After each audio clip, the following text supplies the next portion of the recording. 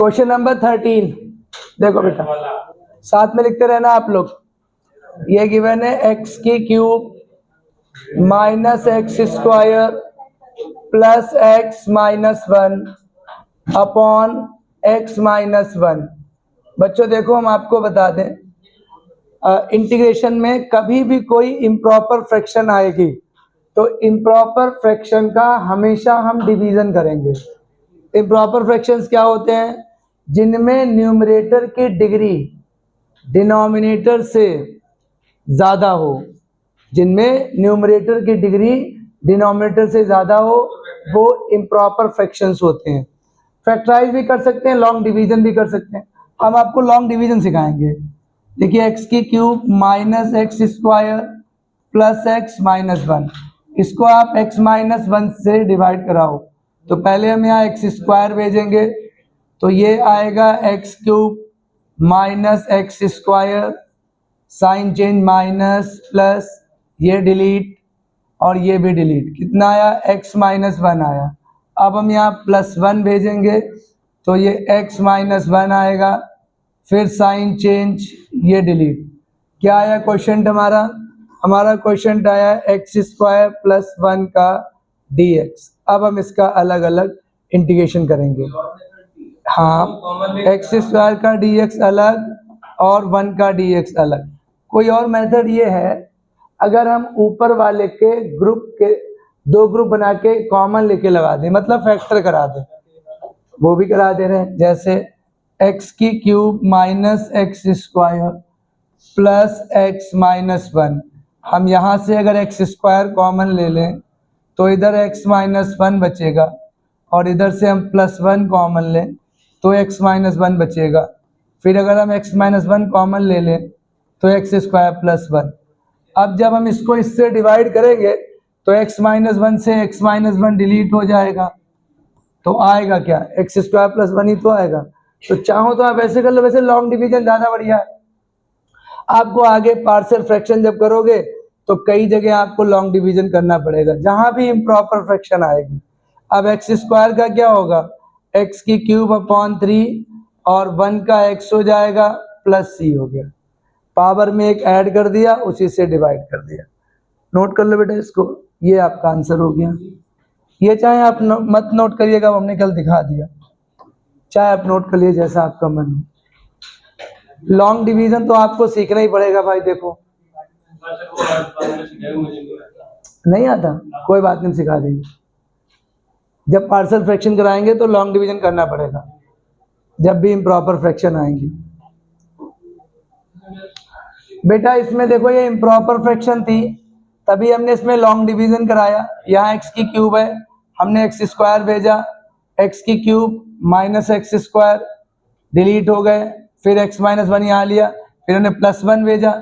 वही जो हम जो एलजेब्रिक डिवीजन करते हैं, एलजेब्रिक डिवीजन करने के बाद क्वेश्चन क्या आया? एक्स स्क्वायर प्लस 1 आया। अब हमने एक्स स्क्वायर प्लस 1 का अलग अलग इंटीग्रेशन करा दिया, एक्स स्क्वायर का अलग, 1 का अलग, पावर में। डन, लिख लिया भैया?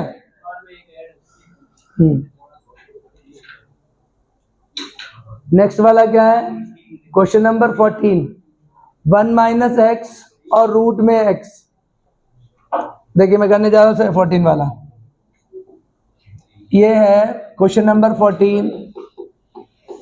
देखो बेटा, 1 माइनस एक्स और रूट में एक्स और डी एक्स। देखो, रूट का मतलब क्या होता है? रूट का मतलब होता है हाफ पावर, यानी इसको हम हाफ पावर पहले लिखेंगे। अब क्या करेंगे? हाफ के अंदर मल्टीप्लाई करेंगे तो x की पावर हाफ की जब 1 से कराएंगे तो x की पावर हाफ आएगा, x की पावर हाफ की जब x से कराएंगे तो ये 3/2 आएगा, और ये आपका dx हो गया। क्या किया मैंने? रूट x को हाफ बनाया, रूट का मतलब ही होता है हाफ पावर, फिर हमने दोनों से मल्टीप्लाई करा दी। अब हम अलग अलग कराएंगे, मतलब x की पावर हाफ का dx अलग और x की पावर 3/2 का dx अलग। सिंपल सा एक ही फॉर्मूला है, पावर में एक प्लस कर देंगे और फिर उसी से डिवाइड करेंगे, प्लस सॉरी माइनस। इसमें भी हम x की पावर 3/2 प्लस 1 करेंगे और उसी से डिवाइड कर देंगे और प्लस c आ जाएगा। आप चाहो तो बेटा इसको जो है यहीं पे इतना ही छोड़ सकते हैं, थोड़ा सॉल्व कर दो। क्या आएगा ये x की पावर 3/2 अपॉन में 3/2 माइनस x की पावर 5/2 अपॉन 5/2 और प्लस c। नीचे वाली फ्रैक्शन पलट जाएगी, ये बनेगा 2/3, नीचे की फ्रैक्शन पलट जाएगी 2/3 x to the power 3/2 minus 2/5 x to the power 5/2। ठीक है, 5/2 plus c। This is the answer. Note it down बेटा, इसको नोट कर लो। ये 5/2 है पावर। बच्चों इसके बाद क्वेश्चन नंबर 15 पे आइए। 15 क्या कह रहा है, मैं ये रब कर रहा हूं।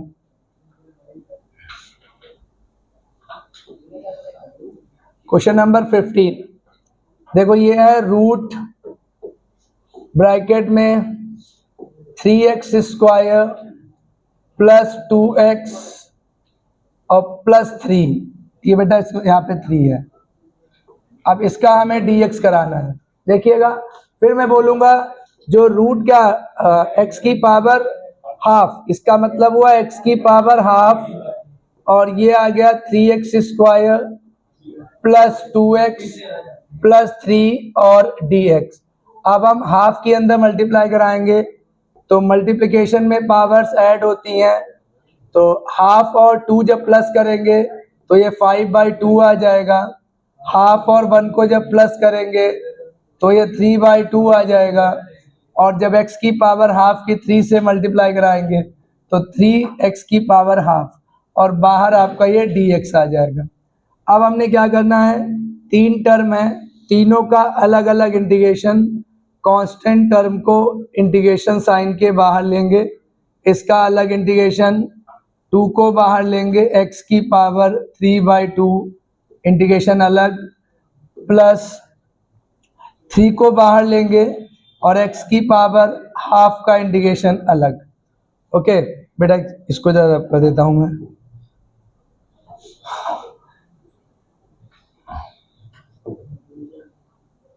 Okay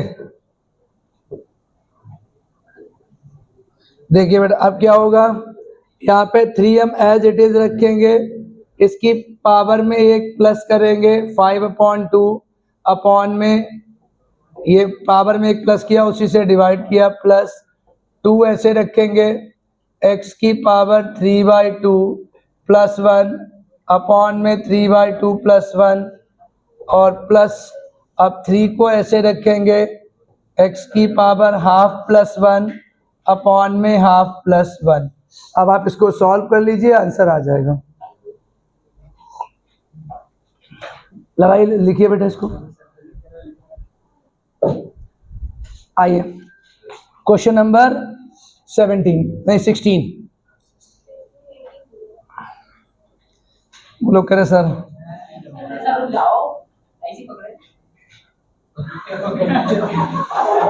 note down. चलिए मैं क्वेश्चन इधर लिख रहा हूँ, क्वेश्चन नंबर 16। हाँ ठीक है, देखिए क्वेश्चन नंबर 16 पे आइए। ये है 2x minus 3 cos x plus e to the power x और dx। ओके, फिर अपना आप सेपरेट कर लो, 2 बाहर रहेगा x का dx, 3 बाहर रहेगा cos x का dx plus e to the power x का dx। ओके देखो बच्चों, 2 ऐसे रहेगा, x का dx क्या होगा, पावर में एक प्लस उसी से डिवाइड, माइनस 3 cos x का इंटीग्रेशन sin x होता है, plus e to the power x, e की पावर x का e की पावर x होता है, प्लस c। ये आपका आंसर हो गया। आइए क्वेश्चन नंबर 17 पे आइए।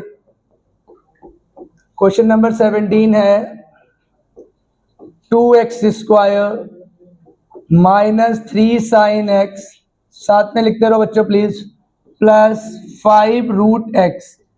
अब ये हमारा क्वेश्चन है, सेम प्रोसेस इसमें भी है, हम सबका अलग अलग जितने भी टर्म है, यहाँ पे देखो 3 टर्म है, तीनों टर्म्स का हम अलग अलग इंटीग्रेशन लेंगे।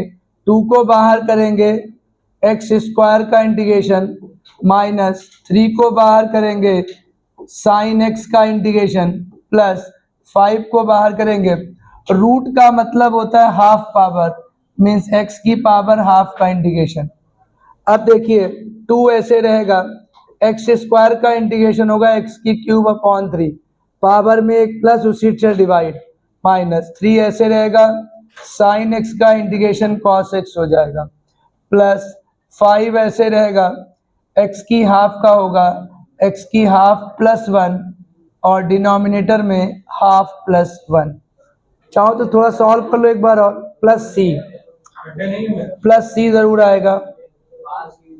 इसके बाद बेटा देखो ये बनेगा 2/3 x³ माइनस 3 cos x। अब ये 3/2 होगा, देखो 2 बन जा 2 + 1 3/2, फ्रैक्शन पलटेगी तो ये 10/3 और x की पावर 3/2 प्लस c, ये आपका आंसर हो गया। Note it down.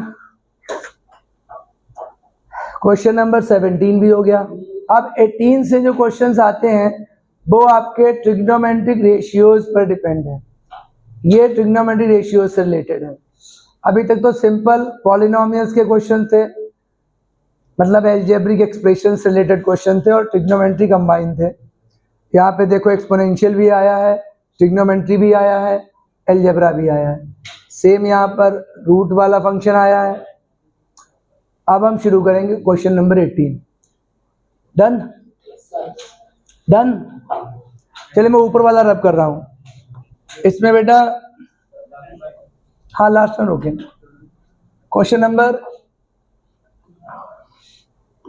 इसमें क्या है 18 में, ये पूरा आपका ट्रिग्नोमेट्रिक फंक्शंस का है।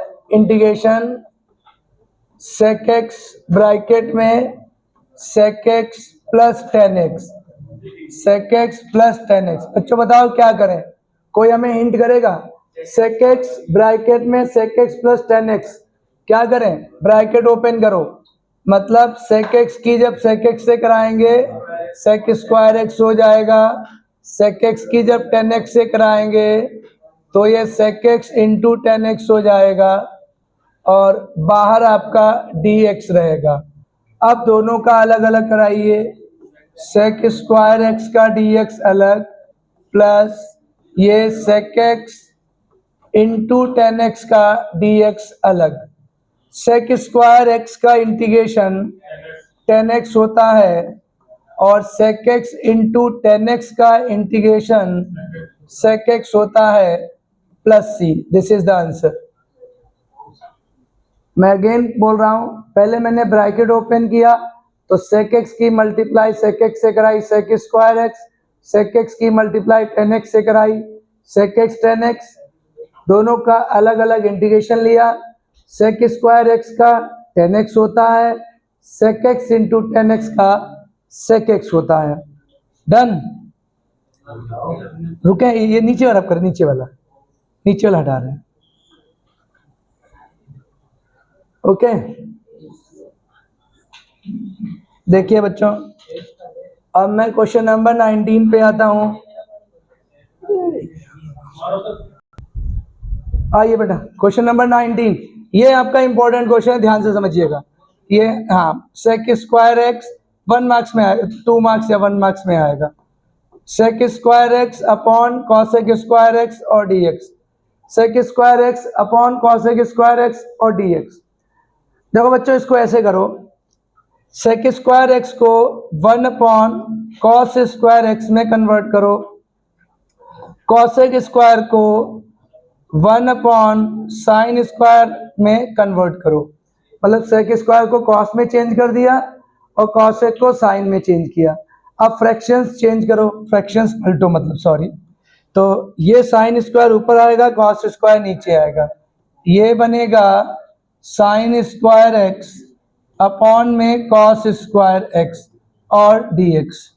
अच्छा, sign square upon cos square क्या होता है? टेन स्क्वायर एक्स होता है। बच्चों अभी तो खैर इंटीग्रेशन की शुरुआत है, मैं आपको एक चीज क्लियर कर दे रहा हूं, टेन स्क्वायर एक्स का सीधा इंटीग्रेशन नहीं होता है। ये कई सारे क्वेश्चंस में आएगा। जब भी आपका टेन स्क्वायर आए उसको सेक स्क्वायर माइनस वन में कन्वर्ट करो, याद कर लो, मतलब इसको आप फॉर्मूला मान के चलो कि इंटीग्रेशन में यही होगा। टेन स्क्वायर का आप डायरेक्ट इंटीग्रेशन नहीं कराएंगे तो क्या कराएंगे? Sec square X minus one में कन्वर्ट करेंगे, वही टेंथ वाली identity. Sec square X minus one में कन्वर्ट किया, अब दोनों का अलग अलग इंटीग्रेशन करेंगे, मतलब सेक स्क्वायर एक्स का इंटीग्रेशन अलग और वन का इंटीग्रेशन अलग। सेक स्क्वायर एक्स का इंटीग्रेशन होता है टेन एक्स, वन का होता है एक्स और प्लस होता है c. This is the answer. मैं एक बार इसको और रिपीट करूंगा, आप लोग लिखते रहिए, मैं इसको रिपीट कर रहा हूं। बेटा sec square X upon cosec square X था, मैंने क्या किया? सेक को वन अपॉन कॉस किया, कॉसेक को वन अपॉन साइन किया, मतलब साइन कॉस में चेंज किया, नीचे की फ्रैक्शन पलट गई, ये बन गया sine square upon cos square. जो sine square upon cos square है वो टेन स्क्वायर हो जाएगा। मैं बोला हूं कि टेन स्क्वायर का डायरेक्ट इंटीग्रेशन नहीं होगा, पूरे इंटीग्रेशन चैप्टर समझ लो आप। तो टेन स्क्वायर को हम क्या करेंगे? Sec square X minus one में कन्वर्ट करेंगे, दोनों का अलग अलग इंटीग्रेशन लेंगे, सेक स्क्वायर एक्स का टेन एक्स हो जाएगा, वन का एक्स हो जाएगा। ठीक है, लिख लो फिर। Done part. अब आता है क्वेश्चन नंबर 20। ये इस एक्सरसाइज में अगर क्वेश्चन है तो ये दो क्वेश्चन इंपॉर्टेंट है, और एक आपका ये शुरू में जो आया था ये वाला, ये question number 10, root X minus one upon root, ये एक बार बोर्ड में आया है और ये दोनों क्वेश्चन बोर्ड में आ चुके हैं, 19 और 20 दोनों। 19 भी आया 1 मार्क्स में एमसीक्यूज में और 20 भी आया है। हटा है भैया? चलिए चलो इधर कर रहा था। अब बेटा क्वेश्चन नंबर 20 पे आइए। क्वेश्चन नंबर 20 ये है 2 माइनस 3 साइन एक्स अपॉन में कॉस स्क्वायर एक्स, ये क्वेश्चन है और इसका हमें इंटीग्रेशन कराना है। हम आपको बच्चों बता चुके हैं इंटीग्रेशन में कोई भी क्वेश्चन रूल नहीं होता है, फ्रैक्शन का कोई रूल नहीं है, तो फ्रैक्शन को हमें खत्म ही करना है। तो क्या करेंगे? 2 अपॉन कॉस स्क्वायर एक्स, एक बार 2 के अपॉन में ले लिया, ये बनेगा हमारा 3 upon 3 sign X upon cos square x. समझ आया क्या किया मैंने? एक बार 2 के अपॉन में कॉस स्क्वायर ले लिया, एक बार 3 साइन एक्स के अपॉन में कॉस स्क्वायर एक्स ले लिया। बच्चों कॉस का अपोजिट क्या होता है? सेक होता है, तो 2 अपॉन कॉस स्क्वायर एक्स जो है वो 2 सेक स्क्वायर एक्स बन जाएगा, माइनस इधर देखो ये 3 है, यहाँ पे थोड़ा समझना, ये कॉस स्क्वायर एक्स है, ऊपर साइन एक्स है, नीचे 2 कॉस है, 1 साइन है, तो मैं साइन अपॉन कॉस को 10 बना रहा हूं, एक तो 10 बन जाएगा, बचा हुआ एक जो कॉस है वो आपका सेक बन जाएगा। बताओ बात समझ में आई नहीं आई? बताइए, मैं दोबारा समझा रहा हूं। मैंने क्या किया? कॉस स्क्वायर को 2 के अपॉन में लिया और 3 साइन एक्स के अपॉन में लिया, तो 2 अपॉन कॉस स्क्वायर जो है, कॉस स्क्वायर किसका अपोजिट होता है? कॉस किसका अपोजिट होता है? सेक का होता है, तो 2 upon cos square 2 sec square बन जाएगा। अब यहां देखो sine X upon cos square है, तो 2 कॉस है, एक साइन अपॉन कॉस, एक 1 अपॉन कॉस, तो साइन अपॉन कॉस, एक कॉस साइन के साथ मिलकर 10 बनाएगा, एक जो कॉस बचा है वो सेक बन जाएगा। अब आप इसका अलग अलग कराओ, तो 2 सेक स्क्वायर एक्स का इंटीग्रेशन अलग, minus 3 10 x into sec x का इंटीग्रेशन अलग। तो sec स्क्वायर x का जो इंटीग्रेशन होता है वो आपका 10x होता है, और 10x इंटू sec x का इंटीग्रेशन sec x होता है, और प्लस c, बात खत्म। लिख लीजिए बेटा इसको, मैं इधर का रब कर रहा हूं।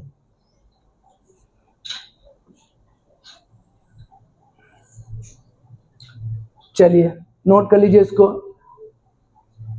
21 वाला एंटी डेरिवेटिव मेथड से करना है, और इसके बाद आएगा हमारा 22 वाला, ये भी हमारा एंटी डेरिवेटिव ही है। 21 22 करवा रहे हैं दोनों। कह रहा था anti derivative of root x plus 1/√x equals to. Anti derivative जब भी कहे तो वो मेथड ऑफ इंस्पेक्शन जो बताया था वही रहेगा।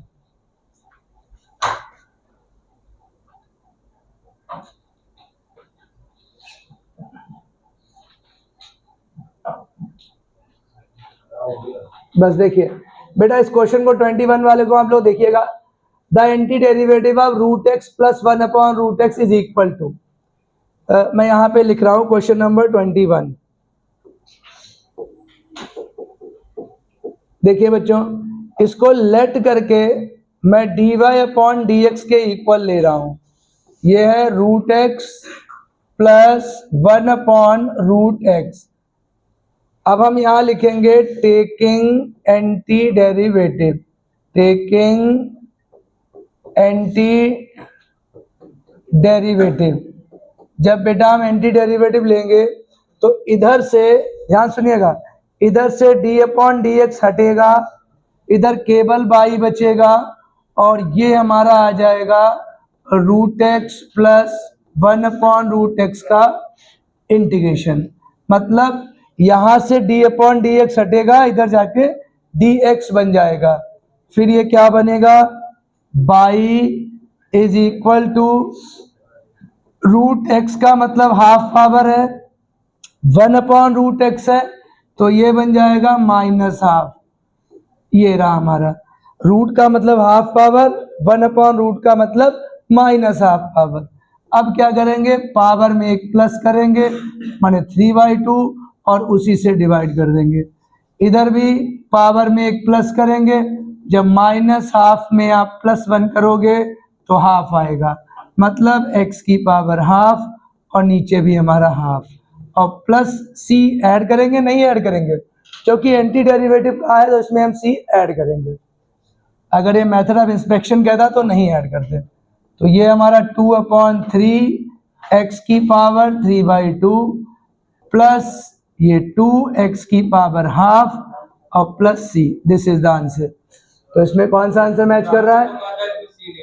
मैंने कहा था जब मेथड ऑफ इंस्पेक्शन से करते हैं। बिल्कुल, आप 1 to 6 देखिए क्या लिखा है, फाइंड एंटी डेरिवेटिव और integrals of following function by method of inspection. आप समझिए, मेथड ऑफ इंस्पेक्शन को मैंने ऐसे ही करके दिखाया आपको, वो हमने यही मेथड यूज किया है, कोई दिक्कत नहीं है। तब हम सी नहीं ऐड करते हैं, है ना बेटा, इसमें ऑप्शन सी सही है। एक बार मैं और समझाना चाहूंगा बेटा, इसका मैं एंटी डेरिवेटिव निकालना था, मैंने dy/dx के इक्वल में ले लिया, टेकिंग एंटी डेरिवेटिव, यहाँ से d/dx हटाया, यहाँ इंटीग्रेशन लगाया। रूट का मतलब हाफ पावर, 1/रूट का मतलब माइनस हाफ पावर, दोनों में एक एक ऐड करके फंक्शन आ गया हमारा। अब लास्ट वाला क्या है हमारा है, अभी दो बेटा, एक और हो जाएंगे, 2-3 एक्सरसाइज का लेंगे एक साथ, नहीं 3 एक्सरसाइज का टेस्ट एक साथ लेंगे। अब इस वीक में 2 एक्सरसाइज हो जाएंगे, 2 से 3। ओके, अगला क्वेश्चन है 22, क्वेश्चन नंबर 22। ये है d/dx fx is equal to दिया है 4x की cube minus 3x to the power 4। अब इसको देखो बेटा, ये भी हमारा वैसे ही फॉर्म है, इसमें भी हम यही करेंगे, टेकिंग एंटी डेरिवेटिव। इसमें भी हम एंटी डेरिवेटिव लेंगे, टेकिंग एंटी डेरिवेटिव। जब हम एंटी डेरिवेटिव लेंगे तो ये तो हमारा fx बन जाएगा, यहाँ से d/dx हट जाएगा, और इधर इंटीग्रेशन का साइन लग जाएगा। ये इसको चाहे आप ऊपर लेके जाइए तो ये 3x की पावर -4 बन जाएगा। देखिए मैंने क्या किया, मैंने यहाँ से d अपॉन डी हटाया टेकिंग एंटी डेरिवेटिव और इधर जाके इंटीग्रेशन का साइन लगाया। ये जो अपॉन में 4 था, फ्रैक्शन में जो 4 था ऊपर जाएगा माइनस बन जाएगा। अब जरा देखो क्या होगा, 4 ऐसे रखो, इसकी पावर में एक प्लस होगा, उसी से डिवाइड करेंगे, -3 ऐसे रखो, इसकी पावर में एक प्लस होगा और फिर इसी से डिवाइड करेंगे और प्लस सी भी लगाएंगे। 4 से 4 कट जाएगा, ये आएगा x की पावर 4, माइनस माइनस प्लस, 3 से 3 कटेगा और x की पावर -3 प्लस सी, ये आपका fx आया है। अच्छा, इसके बाद हम क्या करते हैं, हमें f2 0 गिवन है। f2 0 गिवन होने का मतलब समझो कि जब हम x की वैल्यू 2 पुट करेंगे, जब हम x की वैल्यू 2 पुट करेंगे तो फंक्शन के इक्वल में 0 पुट करेंगे। क्वेश्चन कह रहा है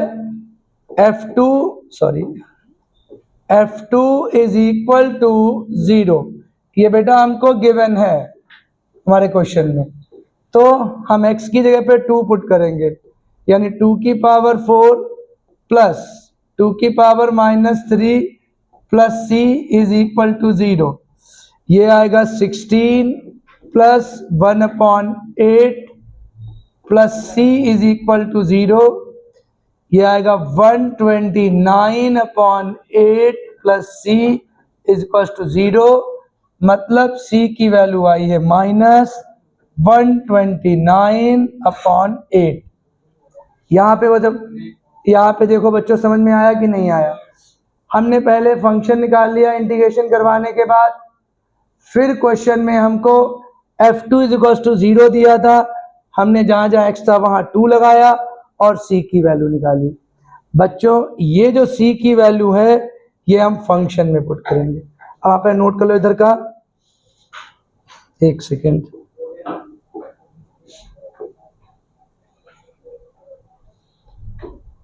देखिए अभी हम बता रहे हैं।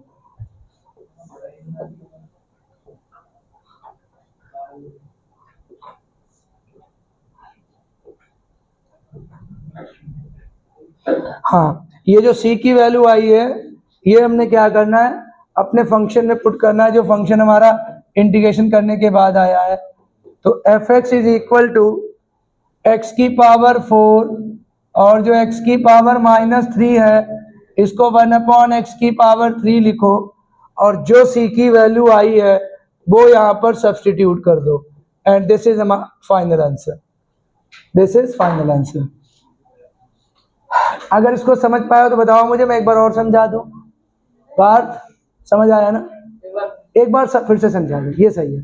तो बेटा d/dx fx is equal to 4x की, ये क्वेश्चन दिया है, याद है बुक में देखो, ये क्वेश्चन दिया है such that f2 is equal to 0, हमें fx निकालना है, ये क्वेश्चन है। तो हमने क्या किया, टेकिंग एंटी डेरिवेटिव, जब हम एंटी डेरिवेटिव लेंगे तो इधर से d/dx, यहां से d/dx हटेगा और इधर इंटीग्रेशन लग जाएगा, ये इंटीग्रेशन लग गया।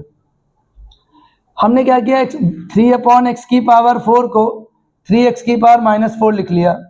अब हमने दोनों का अलग अलग इंटीग्रेशन करा दिया, मतलब भाई पावर एक प्लस करके अपॉन में डिवाइड कर, उसी से डिवाइड कर दिया, सॉरी। अब ये क्या है, हमको f2 is equal to 0 given था, देखिए क्वेश्चन में हमको f2 is equal to 0 given है, हमने लिख लिया, मतलब x की जगह पे 2 डालेंगे, बराबर में 0 डाल देंगे। इस फंक्शन में हमने x की जगह पे 2 पुट किया, बराबर 0 किया, तो c की वैल्यू हमारी आ गई -129/8। अब इस वैल्यू को उठा के हमने फिर फंक्शन में पुट कर दिया, हमारा फंक्शन आ गया, डन।